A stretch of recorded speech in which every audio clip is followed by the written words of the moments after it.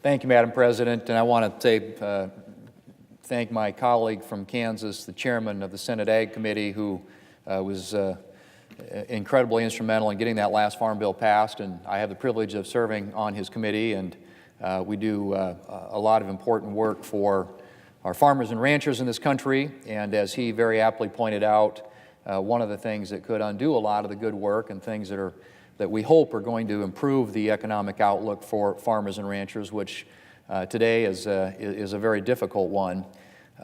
Something could really undo that is passage of something like this Green New Deal. It could do irreparable harm to the ag economy in this country. It would be disastrous for farmers and ranchers. And Madam President, this afternoon the Senate Democrats are going to have a chance to vote on the Green New Deal.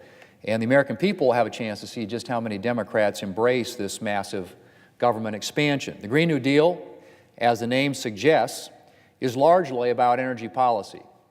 But there's a lot more to unpack.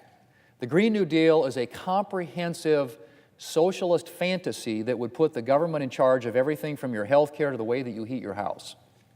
Do you like your car? Under the Green New Deal, you almost certainly won't be able to keep it.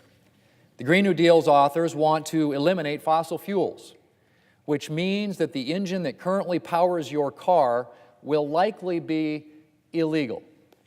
It would also mean roughly 3.5 million American truck drivers will be out of a job. Presumably, airplanes would also be grounded, drying up the aviation sector and the travel, tourism, and business it supports. Do you like your house? Well, that may not matter if Washington planners decide that your house doesn't meet the Green New Deal's guidelines.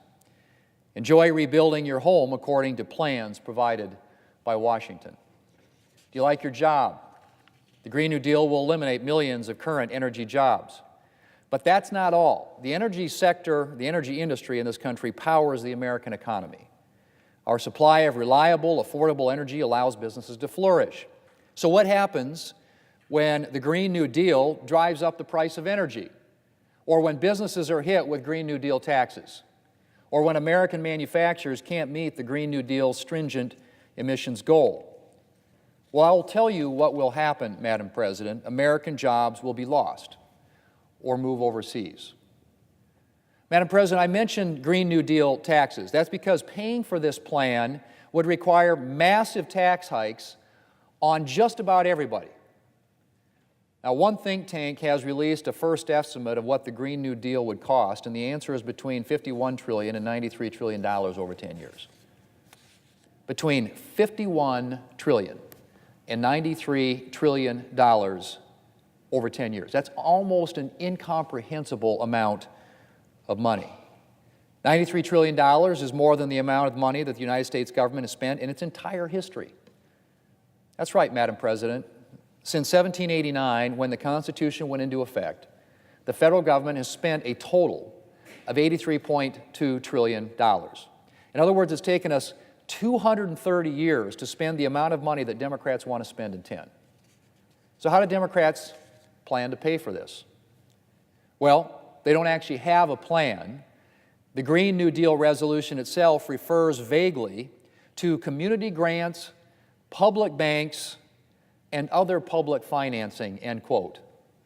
Well, that's all very well, but unless Democrats' plan is to just print a lot of money, that public financing has to come from somewhere. And since the government is not currently sitting on a spare $9.3 trillion a year, that money is likely going to come from taxes. New and heavy taxes on just about every American. Let me be very clear. This is not a plan that can be paid for with Democrats' favorite solution of taxing the rich. Taxing every millionaire in the United States at a 100% rate for 10 years would only bring in a tiny fraction of $93 trillion. In fact, there aren't enough millionaires in the entire world to cover $93 trillion. In 2017, the combined wealth of all the millionaires in the world was $70.2 trillion. So you could literally confiscate all the money from all the millionaires in the entire world, and you still wouldn't have $93 trillion. The Green New Deal is not a plan that can be paid for by taxing the rich. This massive government expansion would be paid for on the backs of working families.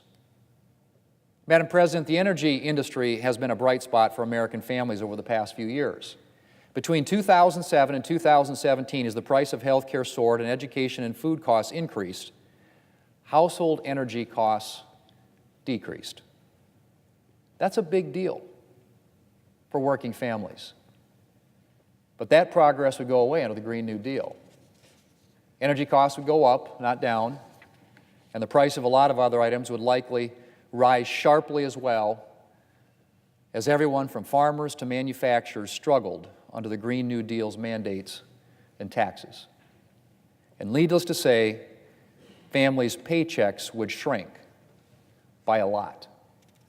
The size of the tax hikes that would be required to even begin to finance the Green New Deal would usher in a new era of diminished prosperity for American families. Gone would be the American dream of giving your children a better life than you've enjoyed. Under the Green New Deal, American families could look forward to permanently narrowed horizons. So this afternoon, Madam President, my Democrat colleagues face a choice. They can double down on their socialist fantasies and vote for the Green New Deal resolution, perhaps the most irresponsible and costly resolution ever to come before the Senate, where they can reject this green nightmare and resolve to work with Republicans to advance clean energy in a way that won't devastate the livelihoods of the American people. Madam President, I yield the floor.